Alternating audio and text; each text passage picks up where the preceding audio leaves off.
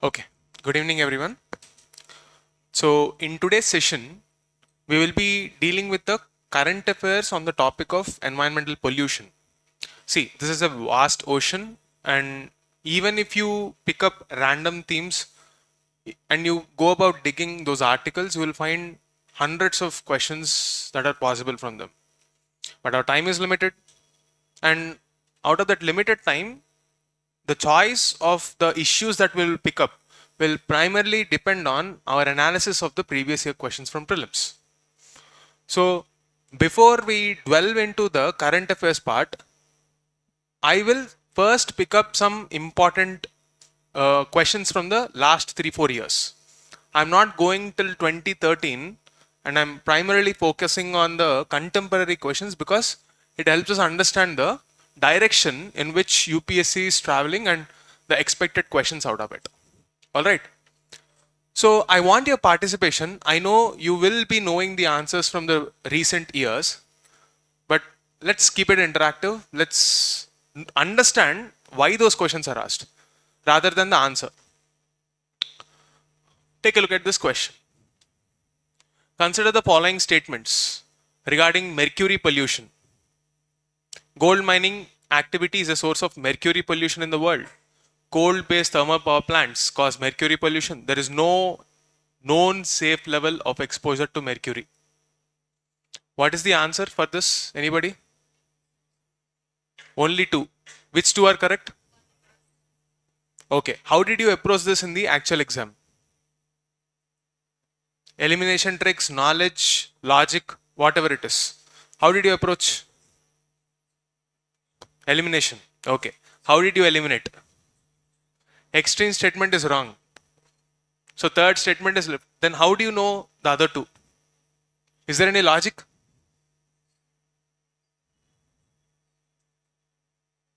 Anybody? How did you? Okay. Gold mining activity is a source of mercury pollution in the world. What is your response to this? Because only one, only two kind of statements cannot be attempted without you knowing the fact. Then how did you attempt it?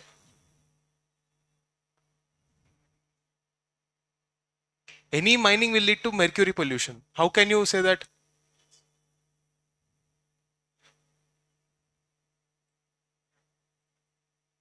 Why mercury out of all the things in the world? Why only mercury? There are so many toxic elements, but why did UPSC pick up only mercury? Okay, Minamata Convention, but that was signed way back in 2018 only, no? Then why did they ask again? Why did it appear? Okay. So when they expect you to know about mercury pollution, do they expect you to know about gold mining too? Source of pollution is also supposed to be known. So when we marked this question in the if anyone of you wrote the 2023 paper and you were in the exam hall, would you go for a guess? Would you mark only two? Maybe, maybe not. But can you mark with conviction and logic? No, right? Okay. Let's move forward. Benzene. Which of the following are the reasons or factors for exposure to benzene pollution? A list of things were given here. Select the correct answer. What is the answer here? Do you know what is polyurethane? Let's be very realistic. Do you even know what is the formula for benzene? C6H6. Okay. Then tell me, based on that formula, if you can find it in this or not. Because that's how you approach it through knowledge, right?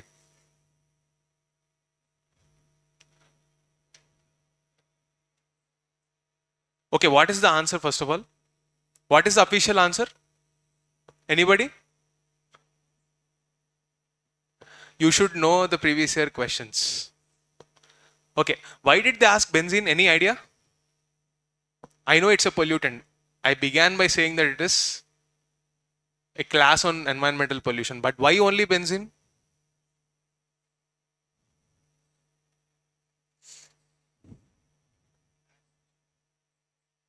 Lakhs.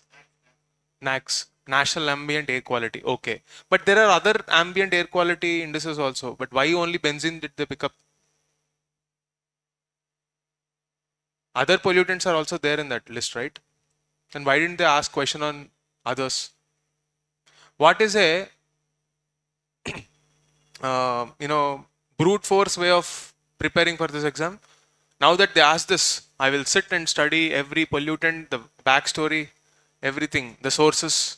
I'll make huge compilation, memorize that also and forget everything before the exam and panic. What is an alternative way? It was asked in 2020. Can you tell me something in 2020 which could have been a trigger for that question in that year?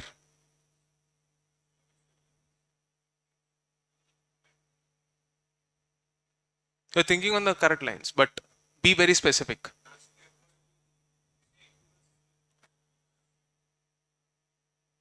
Next. There was this question in 2021. Magnetite. Again, a very random pollutant. It's suspected to cause the neurodegenerative problems. Some list of other things. What is the answer here?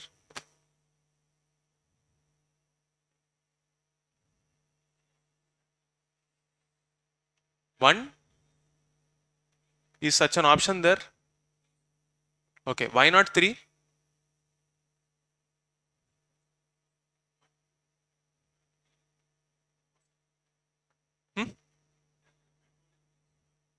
Okay, fine, you're thinking on the right lines. They're fossil fuel based, but okay, so what does it have anything to do with magnetite? You don't know what magnetite is, but you saw the options and just looked at the odd one out. Is that what you're saying? Okay, so it felt like maybe telephone lines and microwave has got nothing to do with it. So the odd one out, you're leaving them out and you're attempting it. Okay, but why magnetite? See, in that year you are sitting with this logic, that's fine, good. But why did they ask about magnetite? See, this is about the knowledge part. Current affairs is about knowledge as well as application. Both the layers should be picked up. Knowledge should be picked up from your traditional textbooks, but UPSC isn't asking questions from traditional textbooks. What is the next clue, next arena where you can pick up this information from? Previous year questions.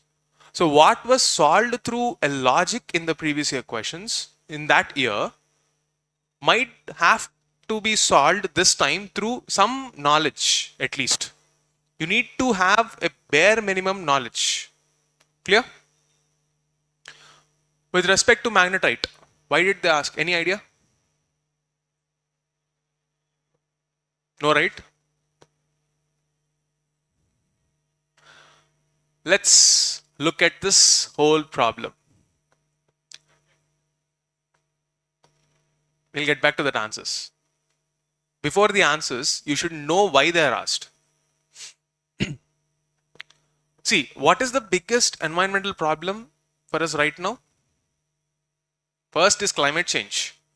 And as a part of the climate change, because of the economic models that we have, every specific industry is producing a corresponding pollutant. Some industries are so big.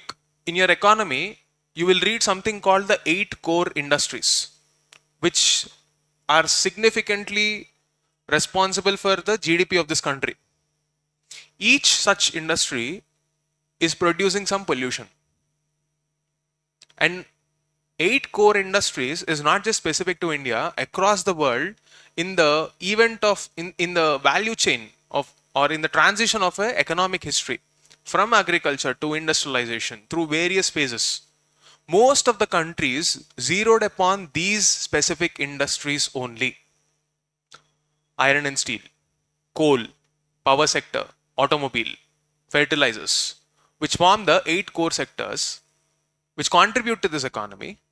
They were responsible for the pollution and the greenhouse gas emissions. So if you want to stop the greenhouse gas emissions or the pollutants, you need to understand the pain points of that industry to move away from them and adapt to something new. It's not that easy. Technology doesn't change overnight. Even if it changes, companies do not have the kind of money to move away from them. So in our bid to understand this energy transition, there are some pain points in the policy circles that are discussed. Every industry has one such pain point. For example, the reason why benzene based question was asked in 2020 is because automobile sector had a huge pain point to move away from an older norm to a newer norm. What is that? Bharat Stage 6 emissions, which was rolled out in April 2020. That's the reason you got that question in that year. So when you read the articles on benzene or I would rather say Bharat Stage 6, the biggest pain point for the industry is to fix that problem of benzene. Okay. So there was continuous deliberation with the government to allow them for some more time, but the government didn't budge. So this was in discussion, and that's the reason why question was asked. So rarely questions from environment are random. They do have a current event trigger. When I say current event, it can be anything from the last 2 years. It's not only meant for that particular year. All right. So benzene had this Bharat Stage 6. Minamata Convention had that India's contention after ratification. So India had one condition while ratifying.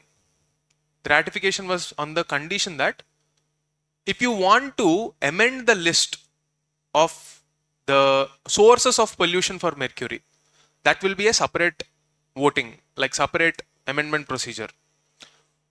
India is agreeing to sign that or ratify that only with the list of pollutants which are in that convention at that point of time. Let's say India is using one technology which is producing mercury. Suddenly, without India's intervention, Minamata Convention amends it and adds that technology in this list and says that you can no longer use it. What will happen to the life of the people dependent on it? India has such practical considerations. Whenever India negotiates at international fora, it keeps this point in mind. Okay. So in that year, based on this conditionality, India signed that, and that became the trigger for that next year. Coming to magnetite. Magnetite is produced from tires, brake pads. Why are we talking about this random brake pads and tires now? Any guess?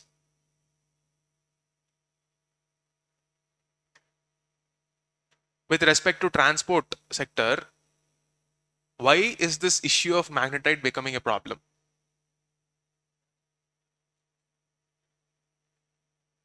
Okay, so what's the big deal now? What must have been the trigger? The trigger is our transition to e-vehicles. E-vehicles are 10% more heavier than the conventional internal combustion engines. Okay. So the pain point there is the fact that when heavier cars are running on the Indian roads, the existing tire standards meant that the life of those tires is getting quickly eroded. And they're producing almost 10x more particulate matter. Particulate matter is even more dangerous in the present context of Delhi pollution also. We're talking about particulate matter. Look at the situation of Delhi. On one hand, we are moving away from fossil fuels, smog, etc. That pollution is a problem. Let's say if you have a relatively cleaner space in that corridor, if you are using e-vehicles, they produce particulate matter PM10. And the worst thing about PM10 is that it can pass through your nose and can directly enter into your brain. if it gets accumulated over a period of time, it will lead to neurodegenerative disorders like Alzheimer's. This is a study which is there in current affairs. And this was in discussion time and again, and that's the reason why this question was asked. So what's the point? Pollution is always linked to economy. There are two trends that you have to remember here. Pollution means, one, it is the facts that you have to remember. It is something that is undesirable in a particular setup. For example, ozone. When it is at ground level, it is a pollutant because it is not desired here. When it is in the stratosphere and troposphere, in the upper layers of atmosphere, it is protecting our earth from harmful solar radiation. So it is not a pollutant there. A substance attribution as a pollutant depends on where it is and when it is there. Okay? Second is quantity. Usually, World Health Organization will definitely have some kind of a standard for any pollutant that is released through major economic activity.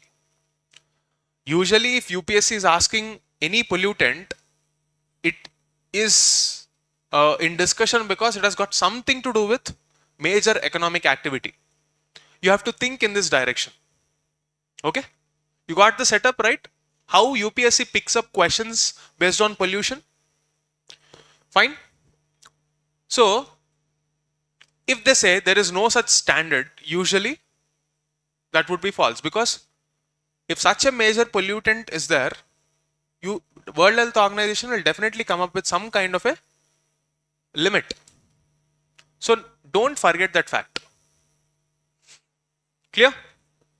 Now, pollution is always linked to economy. The source of pollution is intrinsically linked to our business as usual.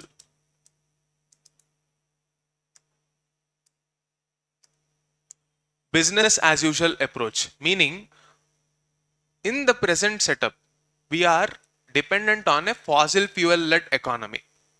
So if we want to move away from fossil fuels towards e-vehicles, that energy transition is supposed to reduce greenhouse gases. But there is a common misnomer that this energy transition is not polluting. It is still having that pollution problem. Energy transition is about greenhouse gases, not pollution. A classic case to the point being e-vehicles.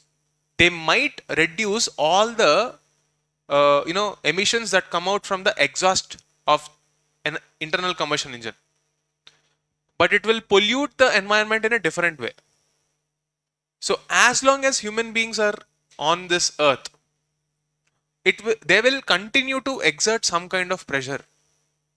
So energy transition means we are shifting the pathway of pressure from one source to another. Please have this clarity.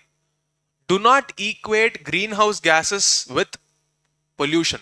Pollutant means, like I told you, something that is undesirable, either in geographical sense or quantitative sense. Concept is clear? Moving on.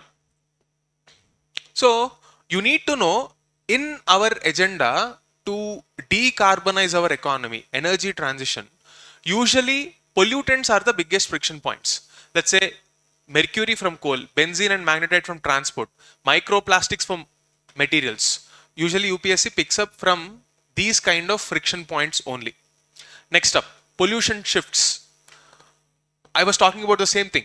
It is not completely erased or wiped out from the face of the earth. Clear? Next point. What we have to understand is we have so many policy tools.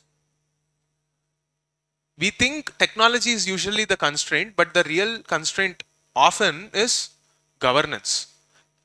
Are we in a position to take up the technology at scale? No, we don't. So the energy transition is usually slow. Even if it is fast, it will have some externalities like this kind of pollution, which we will have to deal with. This reality you should be aware of.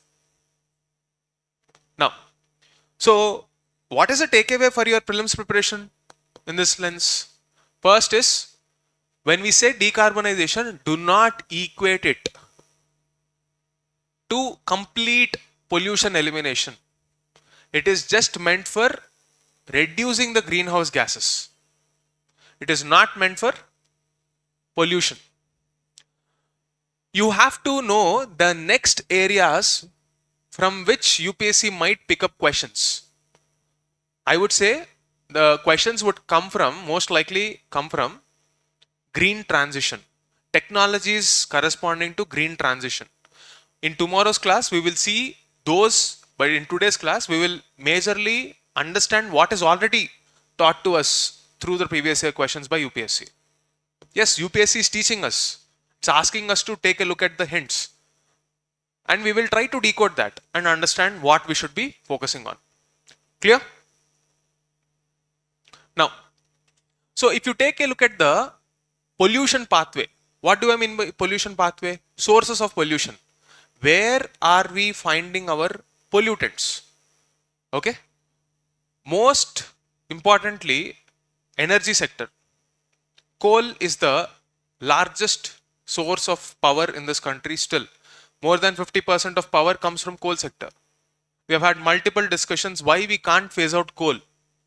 So, when you are transitioning away from coal, it's not going to be that easy, because practically to deliver the same efficiency of a coal from a renewable source, it's not that easy.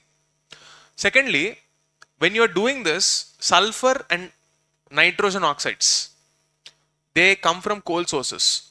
Okay. Manufacturing and disposal of renewable technology, which is also a part of this renewable energy agenda, the energy transition agenda, they are also adding up more pollution. The photovoltaic cells that solar panels have, after a point of time, they become very inefficient, which you have to dispose. Where will you throw them away? They will also generate more waste. So, we are shifting the burden from one form to another, so that we can escape this climate change problem, but in the long run, we are again moving back to some other kind of a problem, but it will at least buy us some time to figure out. Okay. Now, transportation. Right now, we are moving from fossil fuels to EVs. EVs will have its own set of pollutant problems. What are they? We will be looking at. Agriculture. We might be thinking of methane reductions, biofuel economy, etc. But it will have a negative externality. How? See, you are focused on in the three conventions of UNFCCC. Sorry, Rio conventions, UNFCCC, UNCBD, UNCCD. Whatever decarbonization agenda we are having is because of greenhouse gas effect. It's warming up the climate. So we are acting from the standpoint of UNFCCC while we are ignoring the agenda of UNCCD, desertification. You might promote, let's say, biofuels, but that will come at the cost of land degradation. Why? Take a look at today's ethanol economy, for example. Are we taking ethanol from food waste or sugarcane? Mostly it's sugarcane. Sugarcane is an extremely resource intensive crop. So it's not the most efficient pathway, but yet we are taking it up. Why? Because we have to move away from greenhouse gas emissions. Methane, which is produced in agriculture, we want to absorb that. We want to ensure that somehow agriculture produces less of this methane. But at the same time, there is a paradox. We are also encouraging ethanol production and biofuel production. So land use changes will further aggravate the whole system. Don't forget the systems thinking. It's this law of conservation of energy. Energy can neither be created nor be destroyed. Our misery can neither be created nor be destroyed. We will shift from one miserable source to another over a period of time. Unless we fix our way of life, there's nothing much that will change.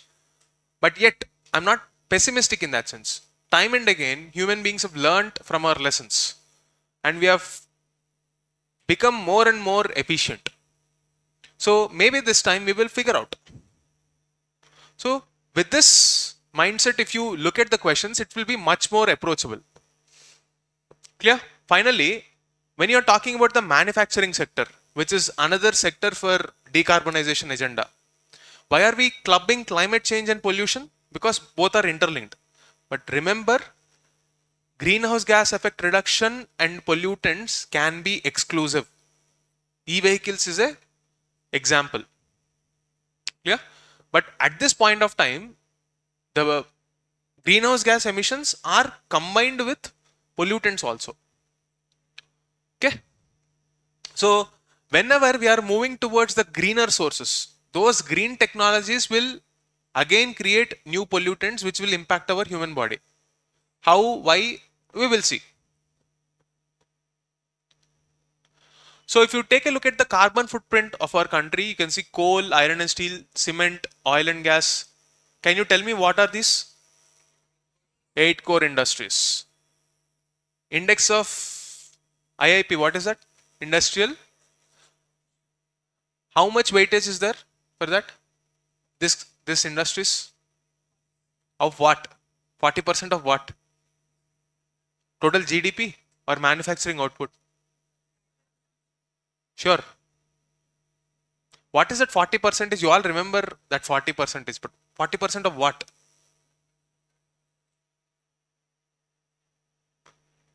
Go back and check. 40% of GDP or 40% of economic production, manufacturing production? Sure? Okay.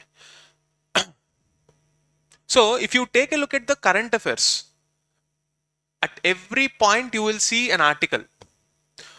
Coal-based electricity, moving from coal to renewable energy. So you will get questions at 2 levels. The technology associated with renewable energy, the impact it will have on renewable energy. 3, the geographical spread of this renewable energy, in which state, what kind of a energy resource is possible. For example, Tamil Nadu has a mix and match of solar and wind. But the wind energy potential is much more higher in hilly states. So why? Because the answer is in geography. It tells us a story about our geography too. Clear? So iron and steel, what is the corresponding current affairs that you can think of? What is the specific decarbonization agenda in steel sector? Okay. Comprehensive border adjustment mechanism. Sorry, carbon border adjustment mechanism. Main thing is green steel. We have something called national steel policy. So that steel per capita production we want to increase and we want to move towards green steel, but it will take some time. It is in this context only CBAM is a very important news. Okay, so that will also come here. Cement. How do we reduce pollution from cement industry? There were previous year questions also on slag. How can we make Portland cement less resource intensive? What are the technologies? You will see those also. Oil and gas refining. Obviously, it's a very polluting sector. So oil pollution, etc. Any technology associated with it, any convention associated with it will be a part of the news. Then fertilizers, land degradation, bioaccumulation, all the problems associated with the fertilizer sector. And there are also harmful chemicals. Okay. So pesticides, fertilizers, herbicides, they come under persistent organic pollutants sometimes. Not the normal fertilizers, but the chemicals like pesticides and herbicides, they come under persistent organic pollutants. They can also be asked. So I am equating these fertilizers to the chemicals in the agricultural sector, just for our discussion's sake in the chapter of pollution. Chemical manufacturing, I'm combining both of them. Automobile manufacturing, I've told you one case study here, EVs. Other mining and quarrying, we will see one case study here which is in news, which you should know, but not from a pollution standpoint, but from a geography standpoint. Mining, copper mining, I'll tell you what it is. Okay, so basically this is how you have to study the entire topic of pollutants. Did you study like this before? Is it feeling logical? So this is how UPSC tries to club various themes and approach the subject.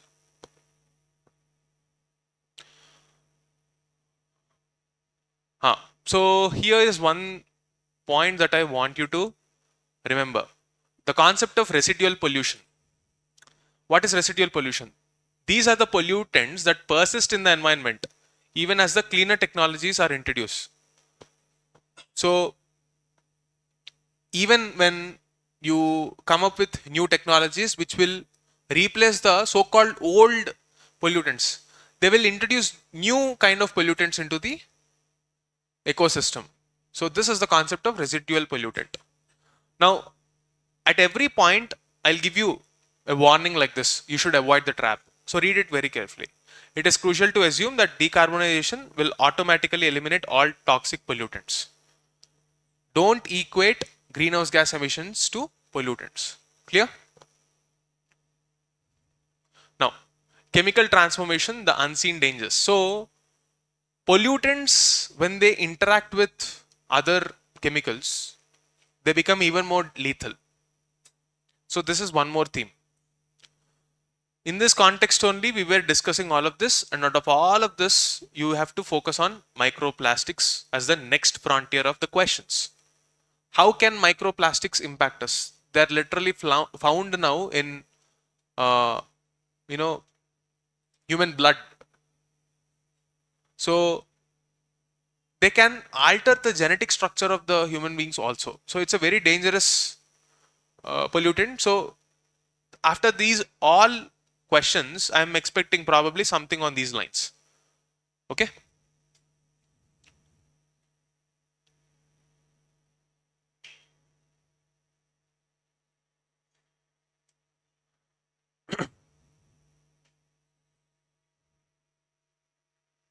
Now, let's study, since this is a previous year question theme, we will pick up these important chemicals and know their background so that any question that is repeated, you will know. Mercury contains, the entire issue of mercury is with respect to two major areas. One is coal, the other one is gold mining. I told you, whenever a question on environmental governance is asked, like one of the area where you might get a question is tools that will help us track either a greenhouse gas or a pollutant. In this context, I want you to know that there is something called the Mercury Inventory Toolkit. What is this? It's basically measuring how much mercury is produced. Like logically speaking, UNEP, which is the science-based policy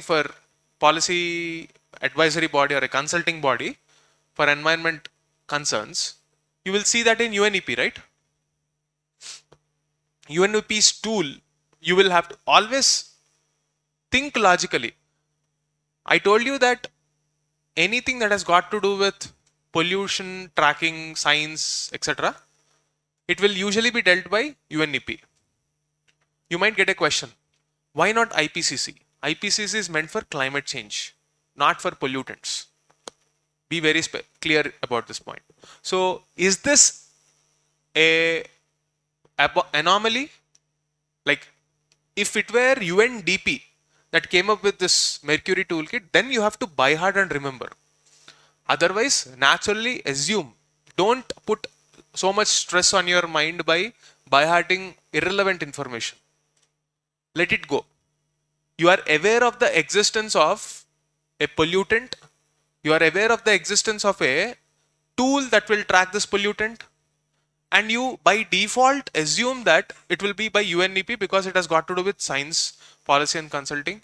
And when you read the current affairs, if it is an anomaly, only then remember the anomaly. Otherwise, don't put unnecessary stress on your mind. Clear? Moving. Planet Gold program. See, this program is a global level initiative to address the problems of the gold mining sector. So when I posted this article, I used to have multiple interactions with students over Telegram during the pandemic and the subsequent years, 21, 22, around those time.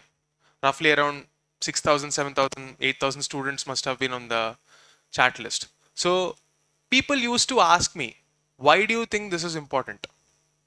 And I struggled to explain that over a chat because if I have to explain that, I have to type down a very lengthy message and it was very tiring because back then ChatGPT didn't exist. I will have to manually type down.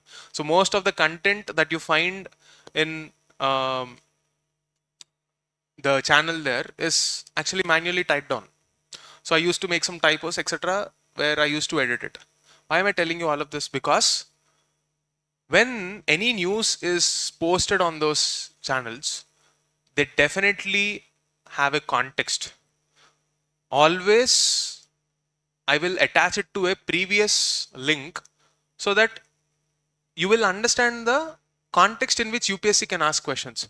Till now, the reason why, even after 6-7 years, people are finding it relevant is because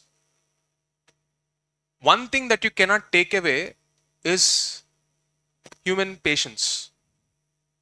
When you are trying to read something, you will put effort to understand the nuance.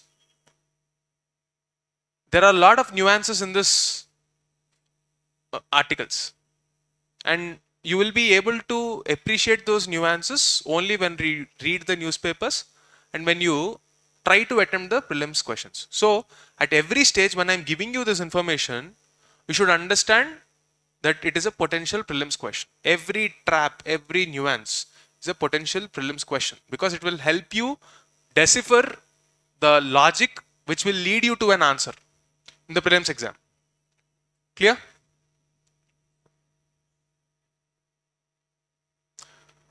Okay, the background of the Minamata Convention, which you must have definitely studied in your textbook. When was the year where it was adopted?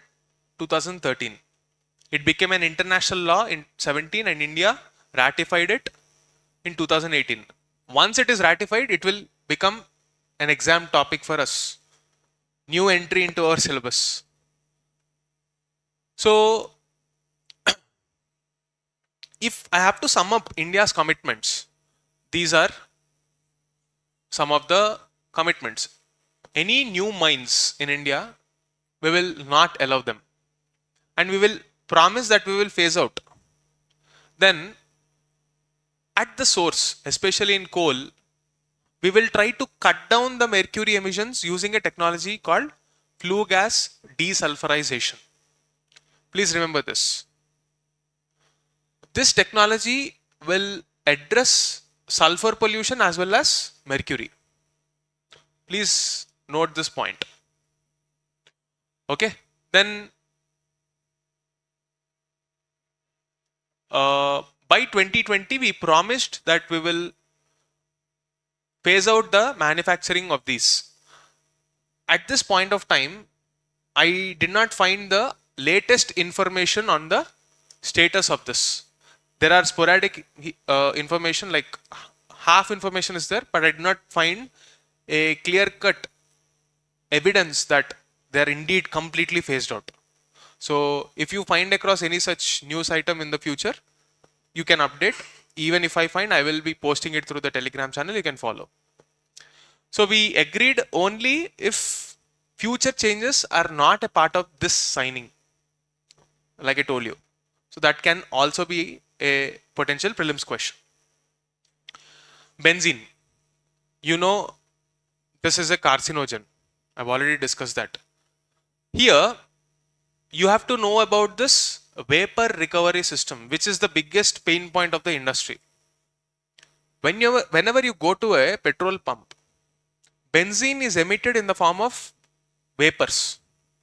So there is a equipment there which will suck that vapors back into the system and put it underground. The government made it mandatory for the industry to install this.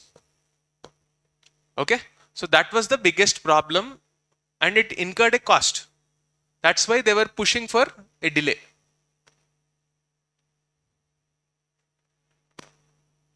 Here, if you see the difference between the previous Bharat stage 4, there is no 5. Directly we came to the 6th Bharat stage 6 emissions. So in that you will see maximum 1% by volume. Here it is 5%. Here it is much more lenient. Here it is very strict. Okay.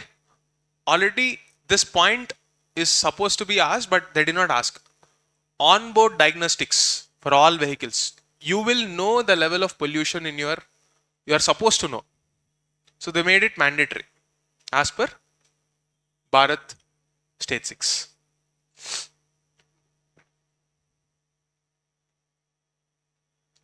Next, there was a question on copper smelting. Okay, copper is a very, very, very important mineral for us. Why? Does India produce enough copper? Are we importing or are we producing? Why are we importing?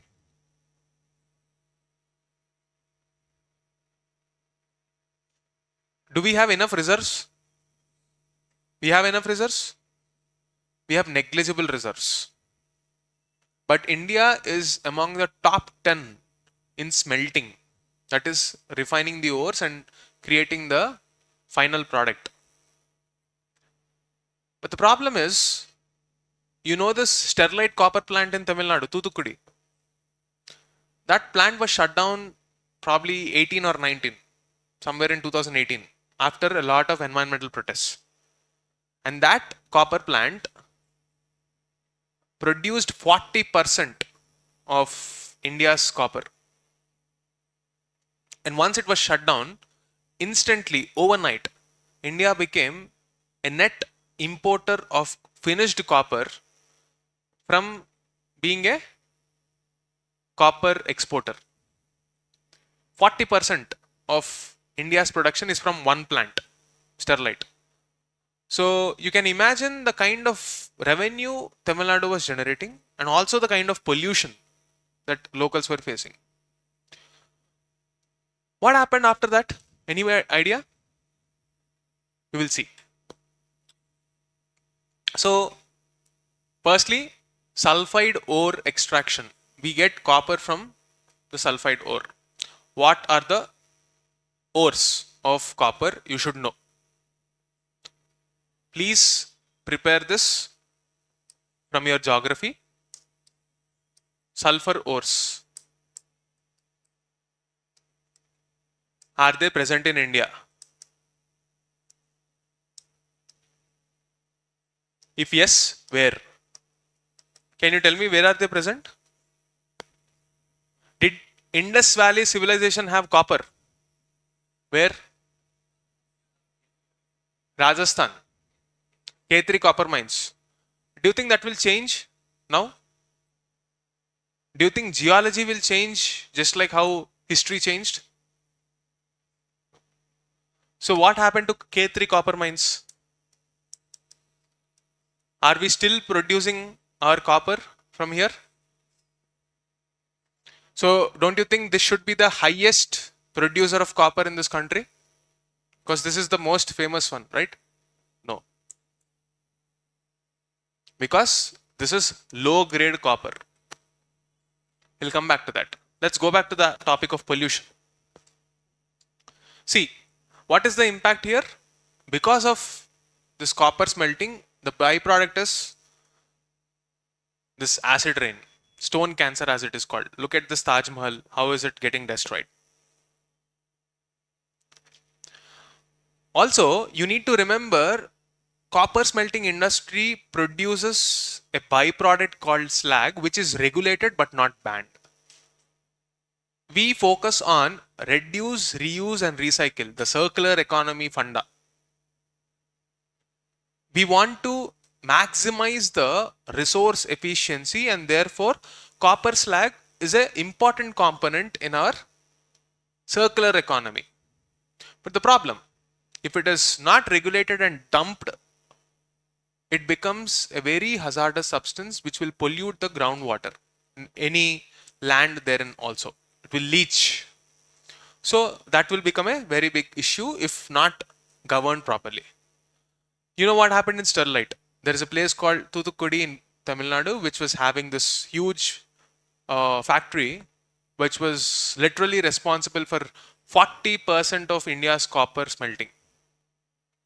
And Supreme Court ordered that it should be shut down, reiterating something called the polluter pays principle. Okay, note this point. Polluter will pay. Clear? Some more facts. Take a look at this. Article 21, you know, there is a UPSC 2022 question. Environmental governance, the case laws, the environmental jurisprudence, the legal aspect of GS2 aspect of environment. In 2022, question number 1, 10 marker. This was asked. MC Mehta case is a famous judgment in that context. So, if you wanted to order, if the Supreme Court ordered that the factory should be shut down, you should have a legal backing. It should violate a law. What is that law? Environmental Protection Act. What is the technical definition of acid rain? Any threshold where the rainwater has a pH less than 5.6. Arsenic and lead, heavy metals found in sterlite's groundwater. Usually, I'll tell you the most commonly found heavy metals. I would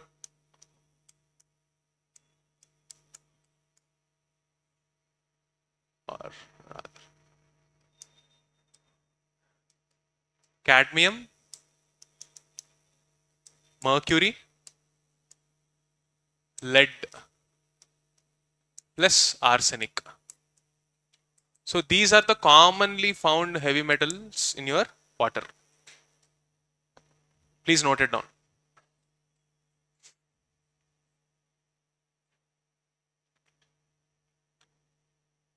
I am not using the chemistry symbols here. It is for our memory. It's just a mnemonic. Now don't question what is the chemical symbol of mercury.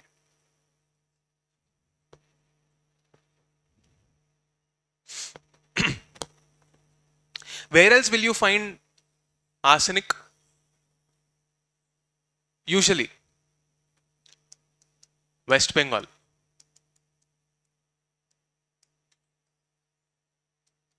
In paddy fields, there is one wetland in Kolkata, East Kolkata wetland, which is where paddy cultivation is very high. In that paddy, you will find high concentration of arsenic. So please note that point.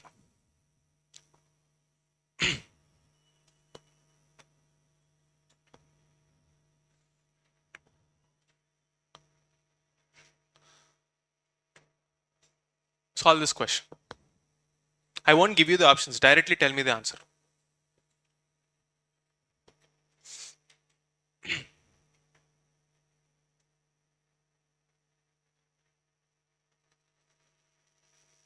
It's nothing. 26 is question number.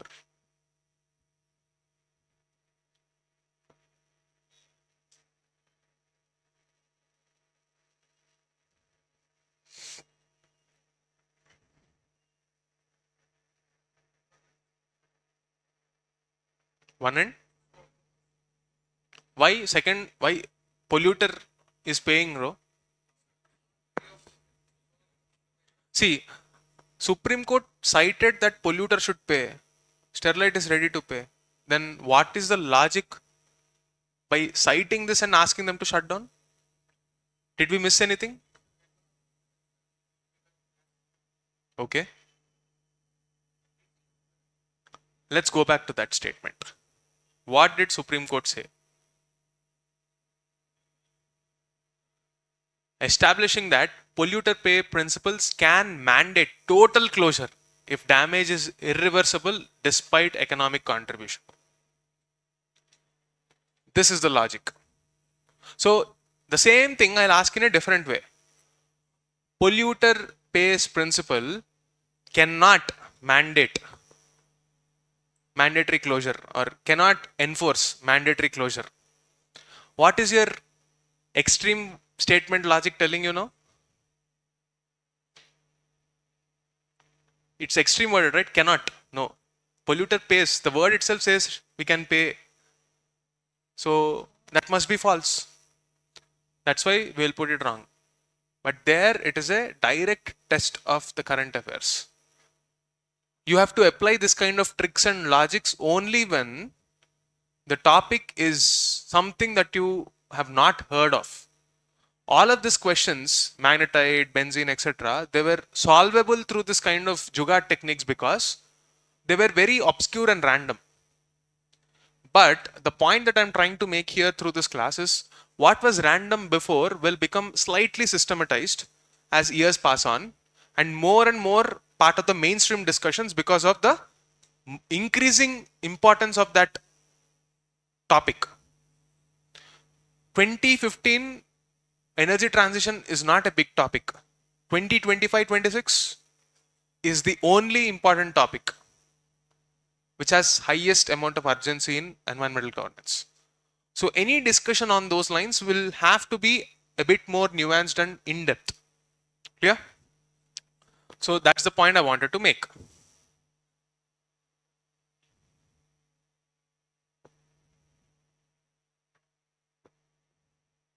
Now, a slight background about the copper industry too. We are moving from environment, linking it to the contemporary geography current affairs.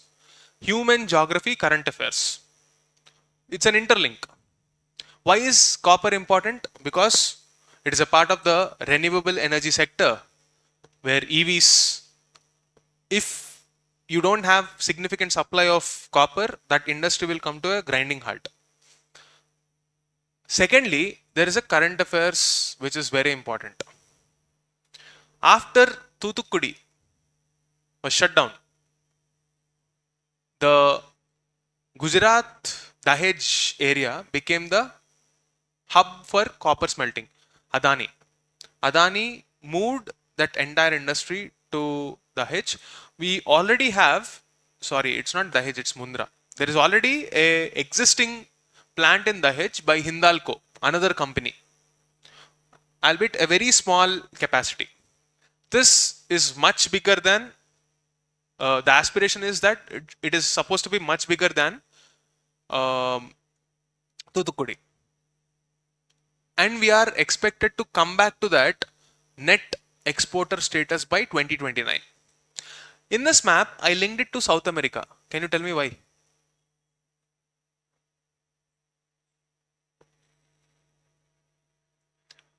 Largest producer of copper. Who is the largest producer? Chile. Chile, Peru. There are some mountains there. Can you tell me what those mountains are? Andes Mountains. Okay, this is, while studying itself, this is how you have to make your study interesting.